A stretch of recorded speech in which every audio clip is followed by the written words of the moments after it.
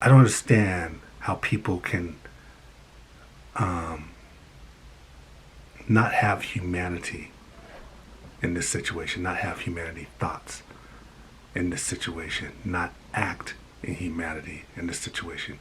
Because these people are just regular people in Ukraine, and they're going to have to fight and defend themselves. And they're going to do it knowing that they're going to die. I don't know about you, but I find this Russia situation obnoxiously disgusting. It's brutal. It's sad. It's weak too. It's a weak move that a Russian country would take over the Ukraine, and it's not the people, the Russian people. I have respect for the Russian people. I know Russian people in this country, but it's the government. It's Putin and this decision to surround this country with all this military might and then invade the country. That's not courage. That's not even a risk. It's a risk in a sense that the whole world is going to turn against Russia. It's a risk in a sense that people are going to look at it as this a bully situation. It's a risk in the sense that people are going to look at Ukraine and see, sympathize with them and see how courageous they are, like in a Rocky movie. When you see Rocky in the ring and he just fighting, because these people are fighting back. It's risky in that sense. It's risky that it tarnishes the reputation of Russia. I thought Russia was strong. I thought they were tough. It turns out that they're weak. They're weak. They use their military to invade a country that can't even defend themselves. And yet this country is defending themselves. These people are defending themselves. These people are speaking up. The leader of the Ukraine is speaking up and being a leader for its people in this horrific time. It's showing you who is really the strong in this situation. It's Ukraine. It's the Ukraine leadership. It's the Ukraine people. I wonder, as this situation goes on, how do the Russian people feel about this? How do they feel about, military people? They have no choice. They're told what to do, so they're military. But how do the Russian people feel about this situation, and do they agree with it? And how they're going to feel about what the world thinks about them, and how they're going to feel about these sanctions, and what's going to happen afterwards. Let's say, after a while, Ukraine falls, which is expected. Temporarily they fall. Then what? Then what's next? How do you maintain? How do you control that? What do you do then? I don't understand the end game in this situation.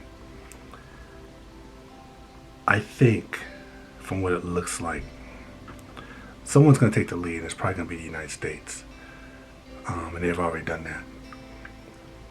And other people will follow the United States. I'm not saying the United States will get involved militarily wise, though they could. I'm not saying they will.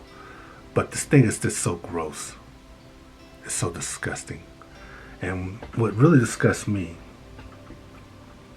is, and disturbs me, is there's people in our own country that say out loud that this act with Russia and Ukraine is justified. I don't understand that mentality. That mentality disturbs me. It disturbs me that somebody would think it, and it disturbs me more that somebody would say it. I don't understand that mentality. I don't understand how people can not have humanity in this situation, not have humanity thoughts in this situation, not act in humanity in this situation.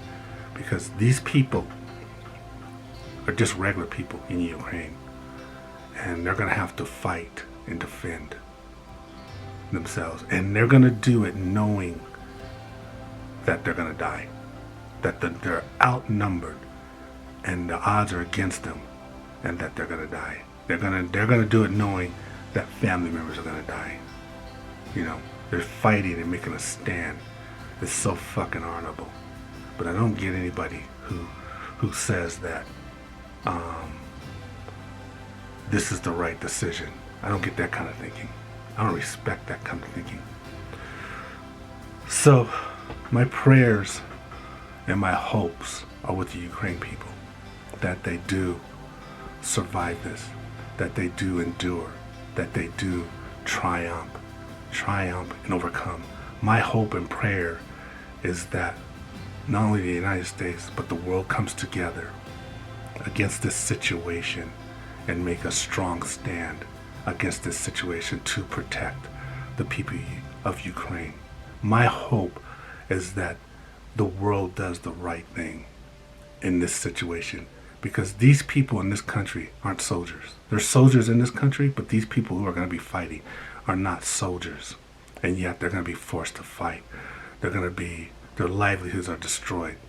My hope is that we all come together for the sake of humanity and protect and support the people and the leaders of Ukraine. Because we know in our hearts, though we admire and respect Russian citizens and people, this government is in the wrong. We know that. That's my hope, and that's all I got today.